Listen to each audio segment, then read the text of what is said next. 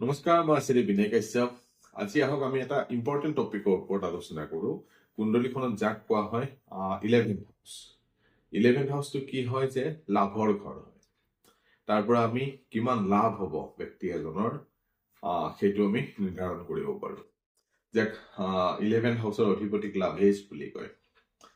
যদি 11th ঘৰৰ অধিপতি যদি খুব বলৱান হয় বা 11th হাউচটো যদি বহুত বলৱান হয়, তেনেহলে তেনে জাতক বা জাতিকা সদায় সুখত থাকে।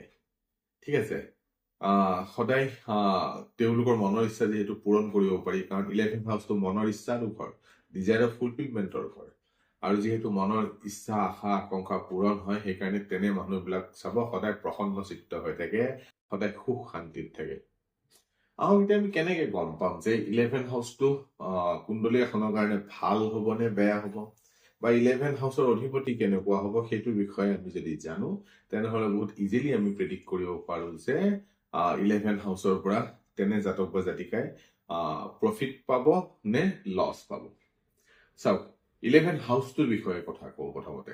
যিহেতু ই কেন্দ্ৰতো নপৰে, ত্ৰিকোণতো নপৰে, 11th হাউচটো 11th হাউচত যদি কোনো শুভ গ্ৰহৰ যদি কিবা কাৰণত কানেকশ্যন হৈ যায়, বা 11th হাউচৰ লগত যদি লগ্নৰ অধিপতিৰ কিবা কানেকশ্যন হৈ যায়, তেনেহলে মনত ৰাখিব যে 11th হাউচটো বলি হৈ যাব।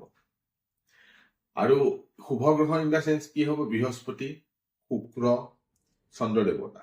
ঠিক আছে, এই তিনিটাৰ যদি কোনো কানেকশ্যন যদি 11th হাউচত হয়, তেনেহলে 11th হাউচটো বলি হোৱা বুলি গম পাব পাৰি।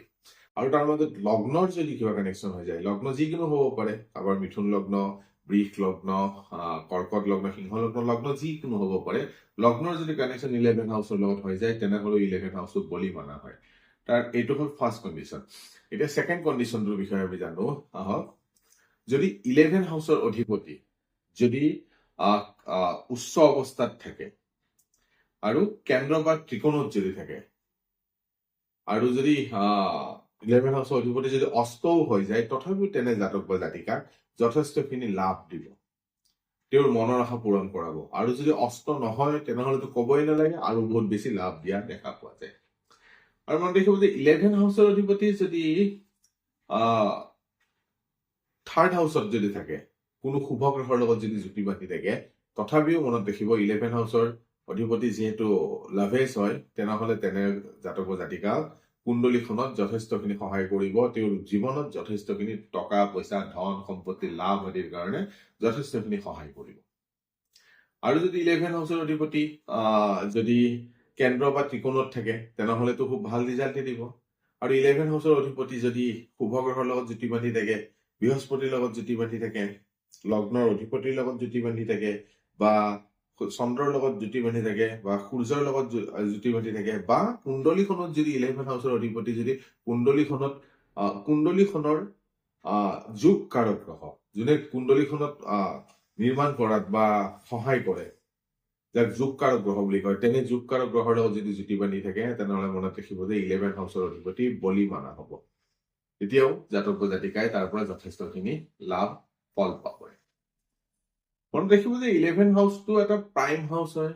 কাৰণ কিয়? যে 11th হাউচৰ থ্ৰু 11th হাউচটোক আমি লাভৰ ভাৱ বুলি ধৰো, লগতে ডিজায়াৰ অফ ফুলফিলমেণ্ট। এইটো কাৰণে 11th হাউচৰ অধিপতি বলি হোৱাটো অত্যন্ত দৰকাৰ, আৰু লগতে 11th হাউচটো বলি হোৱা অত্যন্ত দৰকাৰ। এই সৰু সৰু বস্তু কিছুমান যদি আমি জানো, তেনেহলে আমি নিজেও প্ৰেডিক্ট কৰিব পাৰিম যে আমাৰ জীৱনত লাভ হবনে নহয়, বা আমাৰ মনৰ আশা আকাংক্ষাবিলাক পূৰণ হবনে নহয়। সৰু ভিডিঅ' যদি আপোনালোকে নিজেও আপোনালোকৰ কুণ্ডলীত ইমপ্লিমেণ্ট কৰি চাব। যদি ভাল লাগে তেনেহলে কমেণ্ট কৰিব, আৰু যদি মোৰ ভিডিঅ' চাই ভাল লাগে তেনেহলে লাইক কৰিব, শ্বেয়াৰ কৰিব, আৰু ছাবস্ক্ৰাইব কৰিব নাপাহৰিব।